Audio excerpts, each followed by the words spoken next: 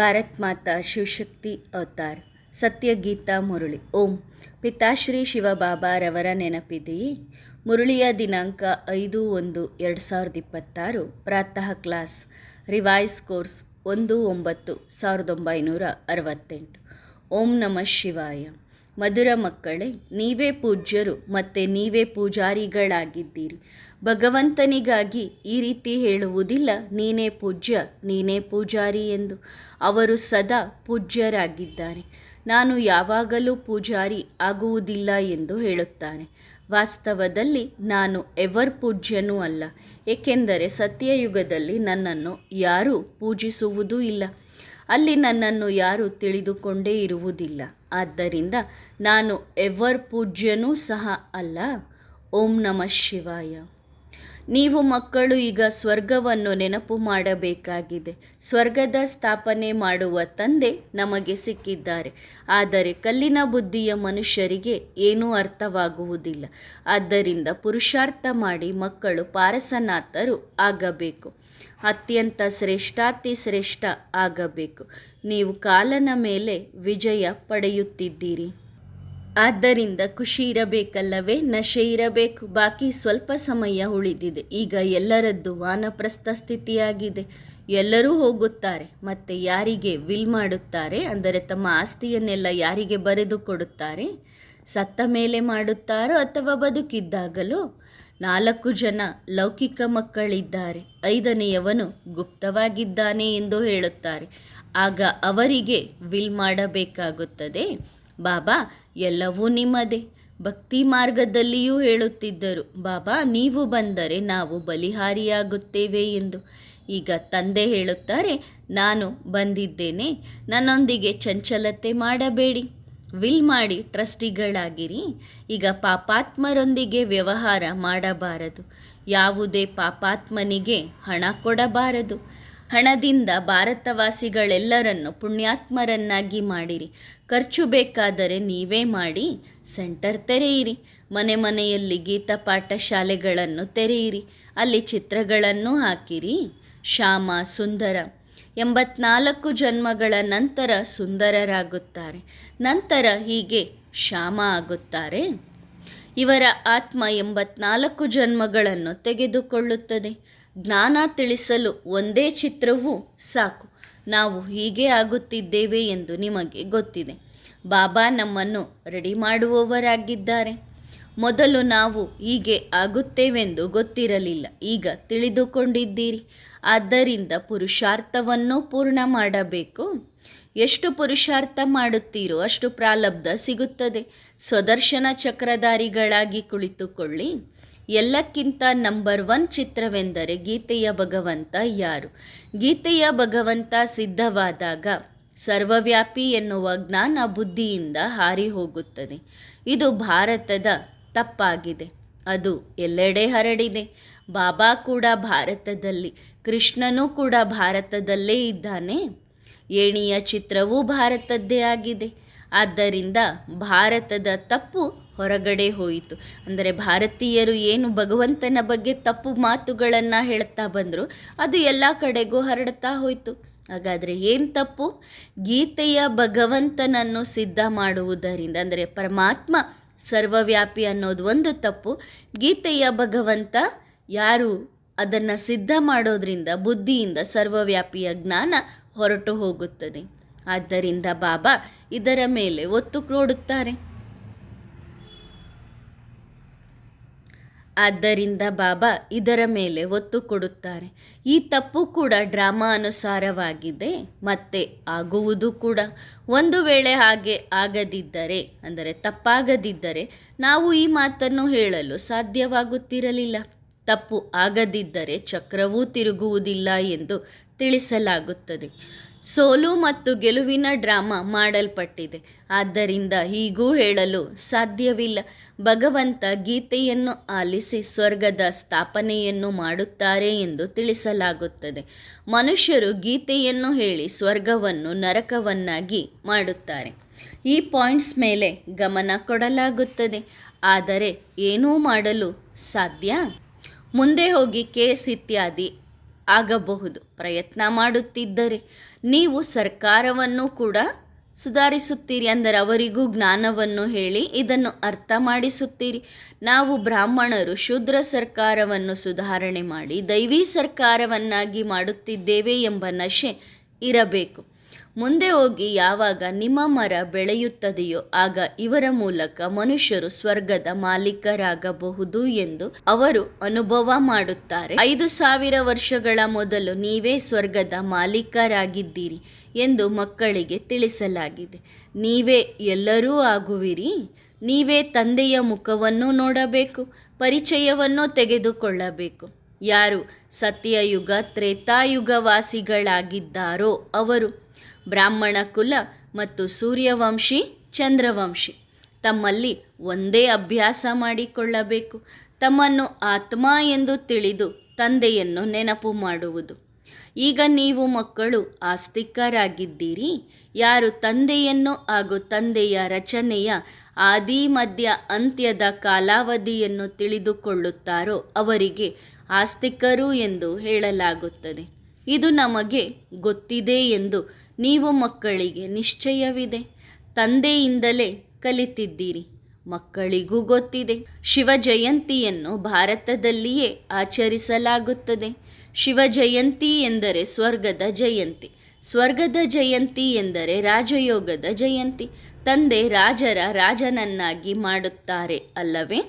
ಸಂಶಯವಂತೂ ಇಲ್ಲ. ಕಲ್ಪಕಲ್ಪವು ಪ್ರತಿ 5,000 ವರ್ಷಗಳ ನಂತರ ದೇವಿ ದೇವತೆಗಳ ರಾಜ್ಯ ಸ್ಥಾಪನೆಯಾಗೇ ಆಗುತ್ತದೆ. ಅನೇಕ ಬಾರಿ, ಲೆಕ್ಕವಿಲ್ಲದಷ್ಟು ಬಾರಿ ಭೂತಕಾಲದಲ್ಲಿ, ಅಂದರೆ ಈ ಮೊದಲು ಸ್ಥಾಪನೆಯಾಗಿತ್ತು, ಆಗುತ್ತಲೇ ಇರುತ್ತದೆ. ಡ್ರಾಮಾ ತಿರುಗುತ್ತಲೇ ಇರುತ್ತದೆ ಎಂದು ಪೂರ್ಣಗೊಳ್ಳುವಂಥದ್ದಲ್ಲ. ಡ್ರಾಮಾ ನಡೆಯುತ್ತಲೇ ಇರುತ್ತದೆ. ಈ ಯುದ್ಧ ಇತ್ಯಾದಿ ಕೂಡ ಅದರಲ್ಲೇ ಇದೆ. ನಂತರ ಜೈ ಜೈಕಾರ ಆಗಿ ದೈವಿ ಸ್ವರ್ಗದ ಸ್ಥಾಪನೆ ಆಗಲಿದೆ. ಕಲಿಯುಗದ ನಂತರ ಸತ್ಯಯುಗ ಬರುತ್ತದೆ. ಇದು ಸತ್ಯಯುಗಿ ರಾಜ್ಯ ಸ್ಥಾಪನೆ ಮಾಡುವ ಪುರುಷೋತ್ತಮ ಸಂಗಮ ಯುಗವಾಗಿದೆ. ಈ ಮಾತುಗಳನ್ನು ಮಕ್ಕಳು ಎಂದಿಗೂ ಮರೆಯಬಾರದು. ಸತ್ಯಯುಗದಲ್ಲಿ ದೇವತೆಗಳ ರಾಜ್ಯವಿರುತ್ತದೆ. ಕಲಿಯುಗದಲ್ಲಿ ರಾಮರಾಜ್ಯವಿಲ್ಲ. ಮತ್ತೆ ಆಗಬೇಕಾಗಿದೆ. ಭಗವಂತ ಬರುವುದೇ ಸಂಗಮ ಯುಗದಲ್ಲಿ. ಇದರ ಹೆಸರು ಪುರುಷೋತ್ತಮ ಸಂಗಮ ಯುಗ, ಅರ್ಥಾತ್ ಉತ್ತಮರಲ್ಲಿ ಉತ್ತಮ ಪುರುಷರಾಗುವ ಯುಗ. ಅದು ಇದೇ ಆಗಿದೆ. ಈ ಕೆಮ್ಮು, ಅಂದರೆ ಬ್ರಹ್ಮಬಾಬನಿಗೆ ಕೆಮ್ಮು ಬರುತ್ತದೆ. ಬಾಬಾ ಹೇಳ್ತಾರೆ, ಈ ಕೆಮ್ಮು ದಾದಾರವರ ಕರ್ಮಭೋಗವಾಗಿದೆ. ಶಿವ ಬಾಬರಿಗೆ ಕೆಮ್ಮು ಬರುತ್ತದೇನೋ? ಇಲ್ಲ. ಶಿವ ಭಗವಾನು ವಾಚ, ಮಕ್ಕಳಿಗೆ ತಿಳಿಸಲಾಗಿದೆ, ಭಗವಂತ ಅತ್ಯಂತ ಶ್ರೇಷ್ಠರಾಗಿದ್ದಾರೆ. ಅವರ ಹೆಸರು ಶಿವ. ತಂದೆಯೇ ಮಕ್ಕಳಿಗೆ ಕುಳಿತು ತಿಳಿಸುತ್ತಾರೆ. ಮಕ್ಕಳನ್ನು ಬಿಟ್ಟು ತಂದೆಯನ್ನು ಬೇರೆ ಯಾರೂ ತಿಳಿದುಕೊಳ್ಳಲು ಸಾಧ್ಯವಿಲ್ಲ. ಮಕ್ಕಳು ಇದನ್ನೂ ತಿಳಿಸಬೇಕು. ನಿಜವಾಗಿಯೂ ಈಗ ಪುರುಷೋತ್ತಮ ಸಂಗಮ ಯುಗವಾಗಿದೆ. ಹೇಗೆ ತಂದೆ ಗಳಿಗೆಗೂ ಹೇಳುತ್ತಾರೆ, ನಿಮ್ಮನ್ನು ಆತ್ಮ ಎಂದು ತಿಳಿದುಕೊಳ್ಳಿ, ಈ ತಪಸ್ಸು ಮಾಡಿರಿ. ಹಾಗೆಯೇ ನಾವು ಸಂಗಮ ಯುಗದವರು ಎಂಬ ನಿಶ್ಚಯವನ್ನು ಇಟ್ಟುಕೊಳ್ಳಿ. ಇದು ಸಂಗಮ ಯುಗವಾಗಿದೆ, ಕಲಿಯುಗವಲ್ಲ. ಸಂಗಮ ಯುಗದ ನಂತರ ಸತ್ಯಯುಗ ಬರುತ್ತದೆ. ತಂದೆ ಹೇಳುತ್ತಾರೆ, ನಾನೂ ಕೂಡ ಸಂಗಮ ಯುಗದಲ್ಲಿ ಹೊಸ ಪ್ರಪಂಚದ ಸ್ಥಾಪನೆ ಮಾಡಲು ಬರುತ್ತೇನೆ. ಯಾವಾಗ ಪ್ರಪಂಚ ಬದಲಾಗಬೇಕಿದೆಯೋ ಆದ್ದರಿಂದ ಮೊದಲು ಸ್ಥಾಪನೆ ಎಂಬ ಅಕ್ಷರ ಹೇಳಬೇಕು. ಸ್ಥಾಪನೆಯ ಮೊದಲು ವಿನಾಶ ಎಂದು ಹೇಳಬಾರದು. ಆದ್ದರಿಂದ ಮೊದಲು ಸ್ಥಾಪನೆ ಎಂಬ ಅಕ್ಷರ ಹೇಳಬೇಕು. ಸ್ಥಾಪನೆಯ ಮೊದಲು ವಿನಾಶ ಎಂದು ಹೇಳಬಾರದು. ಅಕ್ಷರ ಯಾವಾಗಲೂ ಸರಿಯಾಗಿರಬೇಕು. 3 ಮತಗಳಿವೆ ಎಂದು ತಂದೆ ತಿಳಿಸಿದ್ದಾರೆ. ಮನುಷ್ಯ ಮತ, ಈಶ್ವರೀಯ ಮತ ಮತ್ತು ದೈವಿ ಮತ. ಮನುಷ್ಯ ಮತವನ್ನು ಮಾನವ ಮತ ಎಂದು ಹೇಳುತ್ತಾರೆ. ಯಾರಾದರೂ ತಮ್ಮ ಹೊಸ ಸಂಸ್ಥೆಯನ್ನು ಸ್ಥಾಪನೆ ಮಾಡಿದರೆ ಮಾನವ ಮತದ ಸ್ಥಾಪನೆ ಮಾಡಿದ್ದೇವೆ ಎಂದು ಹೇಳುತ್ತಾರೆ. ಮಾನವ ಮತ್ತು ಮನುಷ್ಯ ಮತ ಒಂದೇ ಎಂದು ಅವರಿಗೆ ಗೊತ್ತಿಲ್ಲ. ಮಾನವ ಮತದ ಸಂಸ್ಥೆಯೂ ಇದೆ, ಅದು ಈಗ ಸ್ಥಾಪನೆಯಾಗಿದೆ. ಮನುಷ್ಯರಂತೂ ಎಲ್ಲರೂ ಮನುಷ್ಯರೇ. ಮನುಷ್ಯ ಮತಕ್ಕೆ ಅಸುರಿ ಮತ ಎಂದು ಹೇಳಲಾಗುತ್ತದೆ. ಏಕೆಂದರೆ ರಾವಣನ ರಾಜ್ಯವಿದೆ. ಇಡೀ ಸೃಷ್ಟಿಯಲ್ಲಿ ರಾವಣನ ರಾಜ್ಯವಿದೆ. ರಾವಣನ ಮತಕ್ಕೆ ಭ್ರಷ್ಟ ಮತ ಎಂದು ಹೇಳಲಾಗುತ್ತದೆ. ಏಕೆಂದರೆ ಮನುಷ್ಯರು ಭ್ರಷ್ಟಾಚಾರ ವಿಕಾರದಿಂದ ಹುಟ್ಟುತ್ತಾರೆ. ಅಲ್ಲಿ ದೈವಿ ಮತವಿದೆ, ನಿರ್ವಿಕಾರಿ, ಅದಕ್ಕೆ ಶ್ರೇಷ್ಠ ಮತ ಎಂದು ಕರೆಯುವರು, ಇದಕ್ಕೆ ಭ್ರಷ್ಟ ಎಂದು ಕರೆಯುವರು. ಈ ಶಬ್ದವನ್ನು ಚೆನ್ನಾಗಿ ನೆನಪಿಟ್ಟುಕೊಳ್ಳಬೇಕು.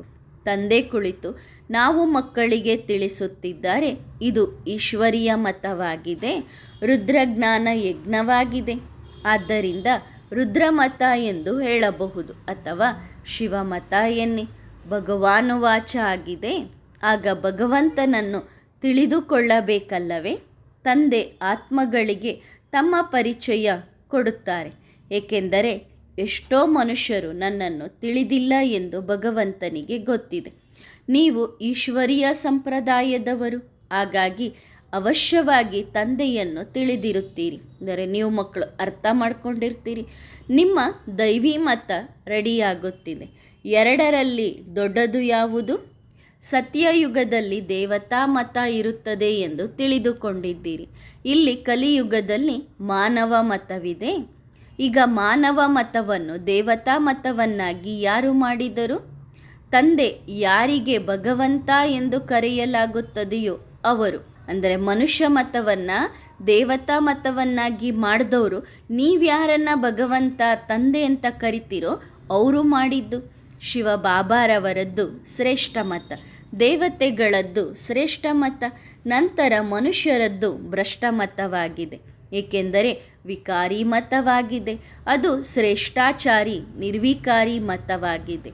ನಿರ್ವಿಕಾರಿ ಶ್ರೇಷ್ಠ ಮತವನ್ನು ಯಾರು ಕೊಟ್ಟರು? ತಂದೆ ಈಶ್ವರ ಕೊಟ್ಟರು. ಆದ್ದರಿಂದ ನೀವು ಮತದ ಮೇಲೆಯೂ ತಿಳಿಸಬಹುದು. ಇಲ್ಲಿ ಎಲ್ಲರೂ ಮನುಷ್ಯರಿದ್ದಾರೆ, ದೇವತೆಗಳು ಯಾರೂ ಇಲ್ಲ. ಕಲಿಯುಗದಲ್ಲಿ ಮನುಷ್ಯರೇ ಇರುತ್ತಾರೆ. ಮನುಷ್ಯರ ಮತ ಅಸುರಿಯಾಗಿದೆ. ಜಗಳವಾಡುವುದು, ಒಡೆದಾಡುವುದು, ಇದಕ್ಕೆ ಅಸುರಿ ಮತ ಎಂದು ಹೇಳಲಾಗುತ್ತದೆ. ಈಶ್ವರೀಯ ಮತವನ್ನು ಯಾರೂ ತಿಳಿದುಕೊಂಡಿಲ್ಲ. ತಂದೆಯನ್ನು ಮರೆಯುವುದರಿಂದ ಅಸುರಿ ಮತ ಆಗುತ್ತದೆ. ಅಂತಿಮವಾಗಿ ದೈವಿ ಮತ ಆಗುವವರೆಗೆ ಎಲ್ಲರೊಳಗೂ ಮಿಶ್ರಣ ಇದ್ದೇ ಇರುತ್ತದೆ. ನಮ್ಮಲ್ಲಿ ಯಾವುದೇ ಅಸುರಿ ಗುಣಗಳಿಲ್ಲವಷ್ಟೇ ಎಂದು ತನ್ನನ್ನೇ ಕೇಳಿಕೊಳ್ಳಬೇಕು.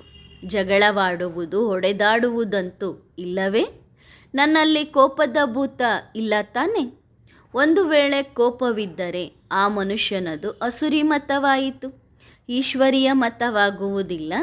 ನಂತರ ದೈವಿ ಮತ ಬೇಗನೆ ಆಗಲು ಸಾಧ್ಯವಿಲ್ಲ. ಏಕೆಂದರೆ ಆ ಸಮಯದಲ್ಲಿ ಭೂತದ ಪ್ರವೇಶತೆಯಾಗುತ್ತದೆ. ದೇಹಾಭಿಮಾನ ನಂಬರ್ 1 ಭೂತವಾಗಿದೆ. ದೇಹಾಭಿಮಾನ ಇರುವುದರಿಂದಲೇ ಕಾಮ, ಕ್ರೋಧ ಇತ್ಯಾದಿ ಭೂತಗಳು ಪ್ರವೇಶ ಮಾಡುತ್ತವೆ. ಇದು ಭೂತಗಳ ಪ್ರಪಂಚವೇ ಆಗಿದೆ. ಅಸುರಿ ಪ್ರಪಂಚ ಹೌದಲ್ಲವೇ? ಎಲ್ಲರಲ್ಲೂ 5 ಭೂತಗಳ ಪ್ರವೇಶತೆ ಇದೆ. ಯಾವುದೇ ಮನುಷ್ಯನ ಪೂಜೆ ಮಾಡುವುದು ಎಂದರೆ 5 ಭೂತಗಳ ಪೂಜೆ ಮಾಡುವುದು ಎಂದರ್ಥ. ಗುರುಗಳಿಗೂ ಪೂಜೆ ಮಾಡುತ್ತಾರೆ, ಇದು ಭೂತ ಪೂಜೆ. ಅಲ್ಲಿ ಈ ಭೂತ ಪೂಜೆ ಅಂದರೆ ಶರೀರದ ಪೂಜೆ ಇರುವುದೇ ಇಲ್ಲ. ನೀವು ಬ್ರಾಹ್ಮಣ ಕುಲ ವಂಶದವರೇ ಮತ್ತೆ ದೇವತಾ ಜನ್ಮದಲ್ಲಿ ಬರುತ್ತೀರಿ. ನಿಮ್ಮ ಈ ಬ್ರಾಹ್ಮಣ ಕುಲ ಸರ್ವೋತ್ತಮ ಕುಲವಾಗಿದೆ. ಏಕೆಂದರೆ ನಿಮಗೆ ಜ್ಞಾನ ಸಿಗುತ್ತದೆ. ದೇವತೆಗಳಲ್ಲಿ ದೈವಿ ಗುಣಗಳಿರುತ್ತವೆ ಎಂದು ಈಗ ನೀವು ತಿಳಿದುಕೊಂಡಿದ್ದೀರಿ. ಒಂದು ವೇಳೆ ನೀವಿಲ್ಲಿ ದೈವಿ ಗುಣಗಳನ್ನು ಧಾರಣೆ ಮಾಡದಿದ್ದರೆ ನಂತರ ಶಿಕ್ಷೆ ಅನುಭವಿಸಿ ದೇವತೆಗಳಾಗುವಿರಿ. ಆಗ ಶ್ರೇಷ್ಠ ಪದವಿ ಪಡೆಯಲು ಸಾಧ್ಯವಾಗುವುದಿಲ್ಲ. ಆದ್ದರಿಂದಲೇ ಕೋಟಿಗಳಲ್ಲಿ ಯಾರೋ ಒಬ್ಬರು ಎಂದು ಗಾಯನವಿದೆ. ಅಸುರಿ ಗುಣಗಳಿದ್ದರೆ, ಕೋಪವಿದ್ದರೆ, ದೇಹಾಭಿಮಾನವಿದ್ದರೆ ಶ್ರೇಷ್ಠ ಪದವಿ ಪಡೆಯುವುದಿಲ್ಲ. ದೇವತೆಗಳಲ್ಲಿ ಈ ಭೂತಗಳು ಇರುವುದೇ ಇಲ್ಲ. ಯಾರಾದರೂ ಕೋಪ ಮಾಡಿಕೊಳ್ಳುತ್ತಾರೆ ಎಂದರೆ ಆಗ ತಿಳಿದುಕೊಳ್ಳಿರಿ, ಇವರಲ್ಲಿ ಭೂತದ ಪ್ರವೇಶತೆ ಇದೆ. ಈ ಭೂತ ಎಲ್ಲ ಮನುಷ್ಯರಲ್ಲಿ ಇದೆ. ನಾವು ಜಗಳವಾಡುವುದು, ಹೊಡೆದಾಡುವುದು ನಮ್ಮಲ್ಲಿ ಇಲ್ಲ ತಾನೆ? ಅಥವಾ ಮನುಷ್ಯರಂತೆ ನಾವು ನಡೆಯುತ್ತಿದ್ದೇವಾ ಎಂದು ತಮ್ಮನ್ನು ತಾವು ನೋಡಿಕೊಳ್ಳಬೇಕು. ಏಕೆಂದರೆ ಈಗ ನೀವು ಮಕ್ಕಳು ದೈವಿ ನಡತೆಯುಳ್ಳವರಾಗಬೇಕು. ಒಂದು ವೇಳೆ ಕೊಳಕು ಹೊರಬಂದರೆ, ಅಂದರೆ ನಿಮ್ಮಲ್ಲಿರುವಂಥ ಕೆಟ್ಟ ಗುಣಗಳು ಹೊರಬಂದರೆ ಆಗ ಇವರಲ್ಲಿ ಭೂತ ಇದೆ ಎಂದು ತಿಳಿದುಕೊಳ್ಳಬೇಕು. ಭೂತಗಳಿಂದ ತಕ್ಷಣ ದೂರ ಸರಿಯಬೇಕು. ಕೆಟ್ಟದ್ದನ್ನು ಕೇಳಬೇಡಿ, ಕೆಟ್ಟದ್ದನ್ನು ನೋಡಬೇಡಿ, ಕೆಟ್ಟದ್ದನ್ನು ಮಾತನಾಡಲೂ ಬೇಡಿ. ದೇಹಾಭಿಮಾನದ ಕಾರಣದಿಂದಲೇ ಈ ಇವಿಲ್ ಗುಣಗಳು, ಕೆಟ್ಟ ಗುಣಗಳು, ಚೀಚಿ ಕೊಳಕು ಮಾತುಗಳು, ಕೆಟ್ಟ ಮಾತುಗಳು ಬಾಯಿಂದ ಬರುತ್ತವೆ. ಅವರು ಮತ್ತೆ ಬಹಳ ಶಿಕ್ಷೆ ಅನುಭವಿಸುತ್ತಾರೆ. ಯಾರಾದರೂ ಪ್ರೆಸಿಡೆಂಟ್ನ ಮಗು ಏನಾದರೂ ಕೆಟ್ಟ ಕೆಲಸ ಮಾಡಿ ಮ್ಯಾಜಿಸ್ಟ್ರೇಟ್ ಮುಂದೆ ಹೋದರೆ, ಜಡ್ಜ್ ಮುಂದೆ ಹೋದರೆ ಎಷ್ಟು ಮರ್ಯಾದೆ ಹೋಗುತ್ತದೆ ಎಂದು ತಿಳಿದುಕೊಳ್ಳಿರಿ. ತಾಯಿ ತಂದೆಯೂ ನಾಚಿಕೆ ಪಡುತ್ತಾರೆ, ಇದೇನಿದು, ಏನಾಯಿತು ಎಂದು. ವಿದೇಶದ ಕಡೆಯೂ ದೊಡ್ಡ ದೊಡ್ಡ ಮನುಷ್ಯರು ಕೆಟ್ಟ ಕೆಲಸಗಳ ಕಡೆಗೆ ಹೋಗುತ್ತಾರೆ. ಆಗ ಅವರ ಹೆಸರು ಕೆಟ್ಟು ಹೋಗುತ್ತದೆ. ಈಶ್ವರನವರಾಗಿ ನಂತರ ಭೂತದ ಪ್ರವೇಶತೆ ಆದರೆ ನಿಮ್ಮ ಹೆಸರು ಕೂಡ ಬಹಳ ಕೆಟ್ಟು ಹೋಗುತ್ತದೆ. ಬಾಬಾ, ನೀವು ಬಂದರೆ ನಾವು ನಿಮ್ಮವರಾಗಿಯೇ ಇರುತ್ತೇವೆ ಎಂದು ಹೇಳುತ್ತಾರೆ. ನಿಮ್ಮಿಂದಲೇ ಆಸ್ತಿ ಪಡೆಯುತ್ತೇವೆ. ತಂದೆ ಸ್ವರ್ಗದ ಸ್ಥಾಪನೆ ಮಾಡುತ್ತಾರೆ. ಅಲ್ಲಿ ದೇಹದಾರಿಯ ನೆನಪು ಇರುವುದಿಲ್ಲ. ನೀವೀಗ ಸಂಗಮ ಯುಗದಲ್ಲಿದ್ದೀರಿ. ಆದ್ದರಿಂದ ಈಗಲೇ ಕೆಟ್ಟ ಸಂಕಲ್ಪಗಳು ಬರುತ್ತವೆ. ಕಾಮುಕ ಮನುಷ್ಯನಿಗೆ ಇಡೀ ದಿನ ವಿಕಾರದ ಸಂಕಲ್ಪವೇ ಬರುತ್ತದೆ. ಅದೇ ಯೋಚನೆ ಇರುತ್ತದೆ. ಮಾಯೆ ಬಹಳ ತೀಕ್ಷ್ಣವಾಗಿದೆ ಎಂದು ತಂದೆ ತಿಳಿಸುತ್ತಾರೆ. ಎಲ್ಲಕ್ಕಿಂತ ನಂಬರ್ 1 ಕಾಮದ ಸಂಕಲ್ಪವಾಗಿದೆ. ಬಹಳಷ್ಟು ಜನರಿಗೆ ಬರುತ್ತದೆ. ಈ ಕಾರಣದಿಂದಲೇ ಜಗಳವೂ ನಡೆಯುತ್ತದೆ. ನ್ಯೂಸ್ ಪೇಪರ್ನವರೂ ಕೂಡ ಈ ಮಾತುಗಳನ್ನೇನು ಬಲ್ಲರು, ಏಕೆಂದರೆ ಅವರದ್ದು ಮನುಷ್ಯ ಮತವಾಗಿದೆ. ಅಂದರೆ ಮನುಷ್ಯನೊಳಗೆ ಜಗಳ ಆಗ್ತಾ ಇರೋದು ಯಾವ ಕಾರಣದಿಂದ, ಮನುಷ್ಯನೊಳಗೆ ಇರುವ ವಿಕಾರಿ ಗುಣಗಳಿಂದ ಅನ್ನೋದು ಯಾರಿಗೂ ಗೊತ್ತಿಲ್ಲ. ಜ್ಞಾನ ಅವರಿಗೂ ಗೊತ್ತಿಲ್ಲ. ಈ ಅಣ್ಣ ತಂಗಿಯರನ್ನಾಗಿ ಮಾಡುವುದು, ಸಹೋದರ ದೃಷ್ಟಿ ಇಟ್ಟುಕೊಳ್ಳುವುದು ಒಳ್ಳೆಯದು ಎಂದು ಹೇಳುತ್ತಾರೆ. ವಿಕಾರಿ ಕೃತ್ಯಗಳು, ವಿಕಾರಿ ದೃಷ್ಟಿ ಇರುವುದಿಲ್ಲ. ಬ್ರಹ್ಮನ ಮಕ್ಕಳು ಇಬ್ಬರು ಅಣ್ಣ ತಂಗಿಯರಾದರು. ಅವರು ಮತ್ತೆ ವಿಕಾರಕ್ಕೆ ಹೋಗುವುದು ಅವಮಾನವಾಗಿದೆ. ಸೆಂಟರ್ನಲ್ಲಿರುವಂತಹ ಬ್ರಾಹ್ಮಣಿಯರು ಕೂಡ ಆಗಾಗ ಮಾಯೆಯಿಂದ ಪೆಟ್ಟು ತಿನ್ನುತ್ತಾರೆ. ಮಾಯೆ ಎಷ್ಟು ಜೋರಾಗಿ ಗುದ್ದುತ್ತದೆ ಎಂದರೆ ಸಂಪೂರ್ಣವಾಗಿ ಕೆಳಗೆ ಬೀಳುತ್ತಾರೆ. ನಂತರ ತಂದೆಯೂ ಏನು ಮಾಡುತ್ತಾರೆ, ಲೌಕಿಕ ತಂದೆಯೂ ಏನು ಮಾಡುತ್ತಾರೆ, ನಮ್ಮ ಮಗು ಕೆಟ್ಟ ಗುಣಗಳಿಗೆ ವಶನಾಗಿ ಬಿಟ್ಟಿದ್ದಾನೆ. ಆಗ ಒಳಗೆ ಉಸಿರುಗಟ್ಟುತ್ತಿರುತ್ತದೆ. ಇಲ್ಲೂ ಹಾಗೆಯೇ ಆಗಿದೆ. ಈ ದಾದಾರವರು ಕೂಡ ಉಸಿರುಗಟ್ಟಿಕೊಳ್ಳಬೇಕಾಗುತ್ತದೆ. ಇವರು ಹೆಸರನ್ನು ಕೆಡಿಸುತ್ತಾರೆ. ತಂದೆ ಹೇಳುತ್ತಾರೆ, ಮಕ್ಕಳೇ, ಬಾಕ್ಸಿಂಗ್ ಇದೆ, ಎಚ್ಚರಿಕೆಯಿಂದ ಇರದಿದ್ದರೆ ಮಾಯೆ ಸಂಪೂರ್ಣ ಗುದ್ದು ಕೊಟ್ಟು ಮಲಗಿಸಿ ಬಿಡುತ್ತಾಳೆ. ಮಹಾನ್ರಿಂದ ಕನಿಷ್ಠರನ್ನಾಗಿ ಮಾಡುತ್ತಾರೆ. ಅದು ಮಹಾನರಿಂದ ಕನಿಷ್ಠರನ್ನಾಗಿ ಮಾಡುತ್ತದೆ. ಅದು ಮಾನವ ಮತವಾಗಿದೆ, ಭ್ರಷ್ಟಾಚಾರಿ ಮತವಾಗಿದೆ, ಕನಿಷ್ಠ ಮತವಾಗಿದೆ. ನಾನಕರು ಸಹ ಹೇಳುತ್ತಾರೆ, ಈ ಜಗತ್ತಿನಲ್ಲಿ ಅಸಂಖ್ಯಾತ ಕಳ್ಳರಿದ್ದಾರೆ. ಇದು ಯಾರೋ ನಾನಕರ ಆತ್ಮ ಹೇಳಿಲ್ಲ. ಅಂದರೆ ಪ್ರತಿಯೊಬ್ಬ ಮನುಷ್ಯನಲ್ಲೂ ಕೂಡ ಒಂದೊಂದು ಕೆಟ್ಟ ಗುಣಗಳೆನ್ನುವಂತಹ ಕಳ್ಳ ಇದ್ದೇ ಇದ್ದಾನೆ. ಯಾರು ಗ್ರಂಥವನ್ನು ಬರೆದರೋ ಅವರು ಹೇಳಿದ್ದಾರೆ. ಏಕೆಂದರೆ ನಾನಕರ ಆತ್ಮ ಬಂದು ಸಿಖ್ ಧರ್ಮದ ಸ್ಥಾಪನೆ ಮಾಡಿತು. ಆ ಸಮಯದಲ್ಲಿ ಸಿಖ್ ಧರ್ಮದವರು ಯಾರೂ ಇರಲಿಲ್ಲ. ಯಾವಾಗ ಸಿಖ್ ಧರ್ಮ ವೃದ್ಧಿಯಾಯಿತೋ ನಂತರ ಶಾಸ್ತ್ರ ಇತ್ಯಾದಿ ತಯಾರಾಗುತ್ತದೆ. ಆ ಸಮಯದಲ್ಲಿ ಬರೆದಿದ್ದಾರೇನೋ ಇವೆಲ್ಲವೂ ನಂತರ ತಯಾರಾಗುತ್ತದೆ. ಬೈಬಲ್ ಕೂಡ ನಂತರ ಆಗಿದೆ. ಯಾವ ಯಾವ ಧರ್ಮ ಸ್ಥಾಪನೆ ಮಾಡಲು ಬರುತ್ತಾರೋ ಮೊದಲು ಅವರೊಬ್ಬರೇ ಬರುತ್ತಾರೆ, ನಂತರ ವೃದ್ಧಿ ಹೊಂದುತ್ತಾರೆ. ಯಾವಾಗ ಲಕ್ಷಾಂತರ ಕೋಟ್ಯಾಂತರ ಆಗುತ್ತಾರೋ ಆಗಲೇ ರಾಜಧಾನಿ ಸ್ಥಾಪನೆಯಾಗುತ್ತದೆ. ಈಗ ಒಬ್ಬ ತಂದೆ ಬಂದಿದ್ದಾರೆ, ಸ್ವರ್ಗದ ಸ್ಥಾಪನೆ ಮಾಡುತ್ತಿದ್ದಾರೆ. ಒಬ್ಬನನ್ನೇ ದತ್ತು ತೆಗೆದುಕೊಂಡರು. ನಂತರ ಬ್ರಾಹ್ಮಣರು ಹುಟ್ಟುತ್ತಾ ಹೋದರು, ಅಂದರೆ ಬ್ರಾಹ್ಮಣರು ಜನ್ಮ ಪಡೆದುಕೊಳ್ಳುತ್ತಾ ಹೋದರು. ಈಗ ಹುಷಾರಾದವರು, ಅಂದರೆ ಬಹಳ ಜಾಣರಾದಂಥ ಮಕ್ಕಳು ಬರುತ್ತಿದ್ದಾರೆ. ಪ್ರಾರಂಭದಲ್ಲಿ ಅಷ್ಟು ಹುಷಾರಿರಲಿಲ್ಲ, ಅಂದರೆ ಜಾಣರಿರಲಿಲ್ಲ. ಏನು ಶಕ್ತಿ ಇದೆ, ಕೆಲಸ ಮಾಡುತ್ತಿದ್ದರು ಎಂದು ತಿಳಿದುಕೊಳ್ಳುತ್ತಿದ್ದರು. ಅನೇಕರು ಇವರಿಗೆ ಬೈಯುತ್ತಿದ್ದರು. ಕ್ರೈಸ್ತನ ಶರೀರಕ್ಕೆ ಪೆಟ್ಟು ಬಿತ್ತು, ಪವಿತ್ರ ಆತ್ಮ ತಾನೇ ಬರುತ್ತದೆ, ಅವರೇನು ಮಾಡಿದರು ಅಂತ ಶಿಕ್ಷೆ ಸಿಕ್ಕಿತು. ಅಂದರೆ ಕ್ರಿಶ್ಚಿಯನ್ ಧರ್ಮವನ್ನು ಸ್ಥಾಪನೆ ಮಾಡಲಿಕ್ಕೆ ಬಂದಂಥ ಆತ್ಮ ಪವಿತ್ರವಾಗಿತ್ತು. ಆ ಆತ್ಮನಿಗೆ ಯಾಕೆ ಶಿಕ್ಷೆ ಸಿಕ್ತು? ಪಾಪವನ್ನಂತೂ ಏನೂ ಮಾಡಿರಲಿಲ್ಲ. ಅವರಿಗೆ ಮೊದಲು ಸುಖ, ನಂತರ ದುಃಖ ಸಿಗುತ್ತದೆ. ಪವಿತ್ರ ಆತ್ಮಕ್ಕೆ ಮೊದಲು ದುಃಖ ಹೇಗೆ ಸಿಗಲು ಸಾಧ್ಯ? ಅವರ ಆತ್ಮ ಈಗ ಭಿಕ್ಷುಕಿಯಾಗಿದೆ ಎಂದು ನೀವು ಮಕ್ಕಳಿಗೆ ಗೊತ್ತಿದೆ. ಈ ಸಮಯದಲ್ಲಿ ಎಲ್ಲರೂ ತಮೋ ಪ್ರಧಾನರಾಗಿದ್ದಾರೆ. ಆದ್ದರಿಂದ ಒಂದು ಮಾನವ ಮತ ಆಗಿದೆ, ಅಂದರೆ ಅಸುರಿ ಮತ. ಏಕೆಂದರೆ ಎಲ್ಲರೂ ರಾವಣನ ಸಂಪ್ರದಾಯದವರಾಗಿದ್ದಾರೆ. ದೇವತೆಗಳದ್ದು ಭ್ರಷ್ಟ ಮತ ಇರುವುದಿಲ್ಲ. ಮನುಷ್ಯ ಮತ ಅಂದರೆ ಭ್ರಷ್ಟ ಮತ. ಏಕೆಂದರೆ ಮನುಷ್ಯನಲ್ಲೇ 5 ವಿಕಾರಗಳಿವೆ. ದೇವತೆಗಳಲ್ಲಿ 5 ವಿಕಾರಗಳು ಇರುವುದೇ ಇಲ್ಲ. ಈ ತಂದೆಯೇ ಬಂದು ತಿಳಿಸುತ್ತಾರೆ, ಮೊಟ್ಟ ಮೊದಲು ಈ ದೇವತೆಗಳ ರಾಜ್ಯವಿತ್ತು. ಇವರಿಗೆ ಈ ದೈವಿ ಮತ ಯಾರು ಕೊಟ್ಟರು? 84 ಜನ್ಮಗಳನ್ನು ದೇವತೆಗಳೇ ಶುರು ಮಾಡುತ್ತಾರಲ್ಲವೇ? ದೈವಿ ಗುಣಗಳಿಂದ ಮತ್ತೆ ಅಸುರಿ ಗುಣಗಳುಳ್ಳವರಾಗಿ ಬಿಡುತ್ತಾರೆ.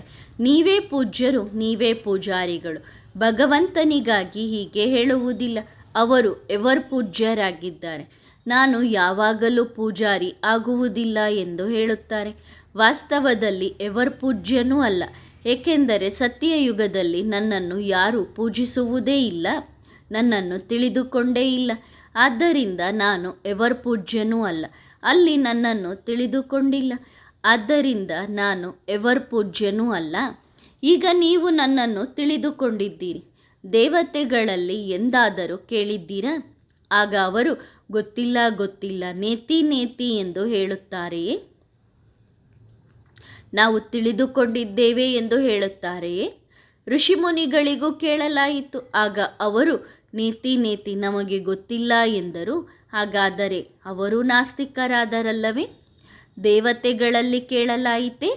ಈ ಎಲ್ಲ ಮಾತುಗಳನ್ನು ತಂದೆ ತಿಳಿಸುತ್ತಾರೆ. ಮಾನವ ಮತದಲ್ಲಿ ದೇಹಾಭಿಮಾನವಿದೆ, 5 ವಿಕಾರಗಳು. ಈ 5 ಭೂತಗಳು ಎಂಥವೆಂದರೆ ಬಿಡುವುದೇ ಇಲ್ಲ. ಹೊಡೆದಾಟ, ಜಗಳ ಹಾಗೆ ಮಾಡುತ್ತವೆ. ಯಾರೆಲ್ಲಾದರೂ ಭೂತವಿದ್ದರೆ ಅವರನ್ನು ನೋಡಬೇಡಿ ಎಂದು ತಂದೆ ಹೇಳುತ್ತಾರೆ. ಕೆಟ್ಟದ್ದನ್ನು ನೋಡಬೇಡಿ, ಕೆಟ್ಟದ್ದನ್ನು ಕೇಳಬೇಡಿ. ಈ ಕೆಟ್ಟದ್ದನ್ನು ನೋಡುವ, ಮಾತನಾಡುವ ಊಟ ನೀವು ಏಕೆ ಮಾಡುತ್ತೀರಿ? ಭೂತ ಇರುವವರ ಎದುರು ನಿಂತುಕೊಂಡರೆ ನಿಮ್ಮಲ್ಲೂ ಪ್ರವೇಶತೆ ಆಗುತ್ತದೆ. ನಂತರ ಜಗಳ ಆಗುತ್ತದೆ. ಎಷ್ಟು ಜಗಳಗಳು ನಡೆಯುತ್ತಿರುತ್ತವೆ. ಒಳ್ಳೆಯದು. ಆತ್ಮಿಕ ಮಕ್ಕಳಿಗೆ ನೆನಪು, ಪ್ರೀತಿ ಮತ್ತು ನಮಸ್ತೆ. ವರದಾನ: ಏಕಾಂತವಾಸಿಗಳಾಗಿರಿ.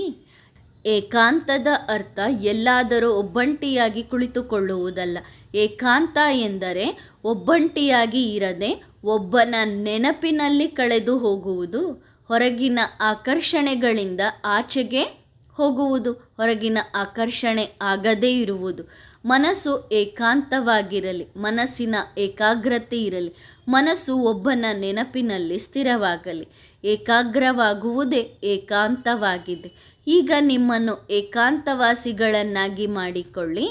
ಸರ್ವ ಆಕರ್ಷಣೆಗಳ ವೈಬ್ರೇಷನ್ನಿಂದ ಅಂತರ್ಮುಖಿಗಳಾಗಿ. ಈಗ ಸಮಯ ಎಂತಹದ್ದು ಬರುತ್ತಿದೆ ಎಂದರೆ ಇದೇ ಅಭ್ಯಾಸ ಕೆಲಸಕ್ಕೆ ಬರುತ್ತದೆ. ಒಳ್ಳೆಯದು. ಓಂ ನಮಃ ಶಿವಾಯ.